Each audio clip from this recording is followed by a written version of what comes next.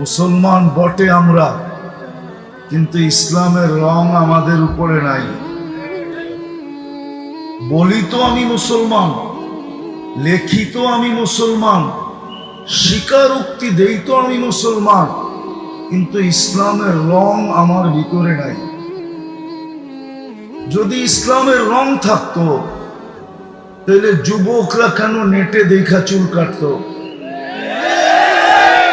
ওরা তো এখন চুলের ডিজাইন বাহির করে নেটের থেকে স্ক্রিনশট দেয়, তারপরে চলে যায় সেলুনে আর মোবাইল খুলে দেখায় 50 টাকার চুল 500 টাকা দিয়া সিরিয়ালে বসা থেকে কেটে আসে। সত্য তো?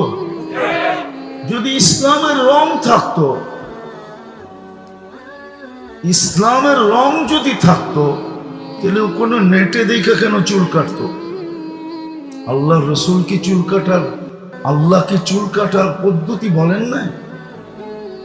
ইসলামে কি চুল কাটার পদ্ধতি নাই?